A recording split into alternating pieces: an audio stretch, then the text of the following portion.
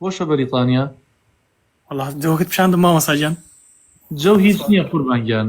والله ما مسا وەک ژیان ئیدی لە داکو با دووری و تۆزەگەوە ناخۆشەوە ئەوش جەوەکەی بەریتانیا مامۆستا.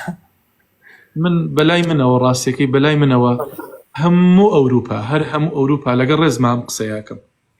من وەکو تاکێکی کوردم قسەیاکەم وەکو موسڵمانێ. هەموو ئەوروپا نادەم بە یەک بستێکی ئەم خاکە.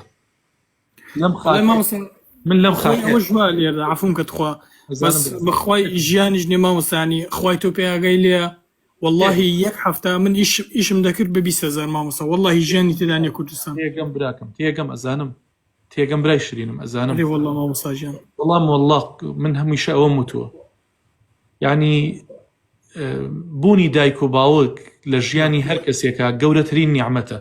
بەخوا نیعمەتێکی زۆر گەورەی مامۆستا تا لایەن دوور نەبی نازانم چۆن تۆ لە وڵاتەیە دایک و باوک و برا و کەسوکار و هەمووی لە دەورتە باشە.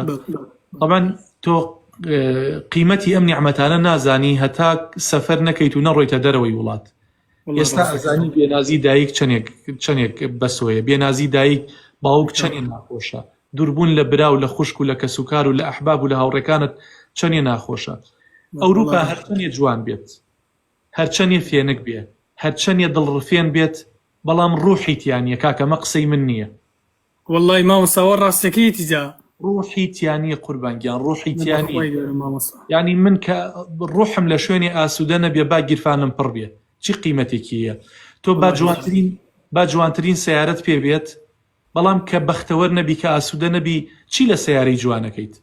ئەگەر کەسێک نەبێ دەیواران بێتەوە نانەکەت و حەزەکە دو قسەی خۆش لەگەڵ کات ینی هەتا لەوەتی لێرە هەر بەتەنیایی هەتا دێوە کوردستان بەخۆ ئەنجۆ ڕاگرە ئێمە ئەوەی لێرێ حەزی لەوەیە ئەوەشی لەوەیە حەزەکە بگەڕێتەوە. ئەمە حەقیقەتە قوربانگیان، ئەمە حەقیقەتە بەڵام ئەم زڕوفە ئاوای لێ هاتووە ئەگینا خاک و نیشتیمانی خۆت تەواوی سەر ئەرزەهێنێت.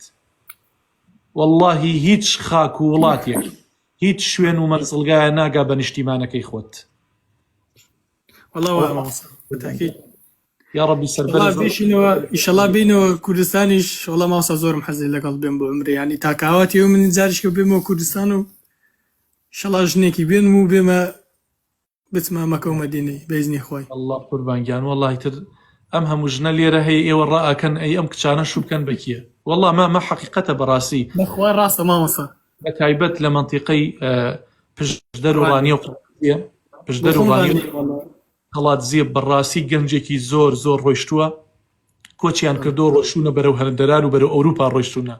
ئەمە کارەساتە باوەڕتان هەبێ جۆ ڕاگرە هەتا گەنج لەم وڵاتە بڕات هەتا گەنج لەم وڵاتە بڕوا ئافرەت بمێنێتەوە فەساد زیاتر ئەبێت و خەڵکش زیاتر لێ ئەقەومێت. ئەوە حەقیقەتێکە.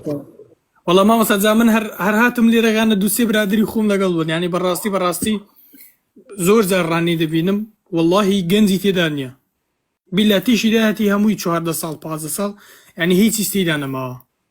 مامۆستا بەخوای گەورە ژیان نیە لە ڕانی.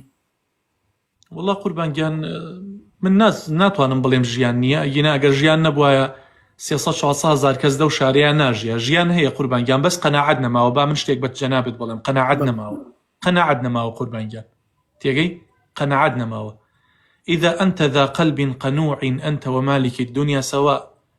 ئیمامی شافعی بە ڕەحمەت بێ فەرمی هەر کەسێک خاوەن دڵێکی بە قەناعەت بێ وەکو پاشا ئەژێت لەگەڵ پاشایە هیچ فەرقی نییە بەڵام خەڵک چاوی تێر نابێت کە ئەبینی برادەرەکەت سیارەکەی لە سیارەکەی تۆ باشترە بۆیە بەڵێ قەناعەت ناکەی بەو سیارەی خۆت مەجبوری هەڵپەی گەورە بنیت و بازی گەورە بدەیت.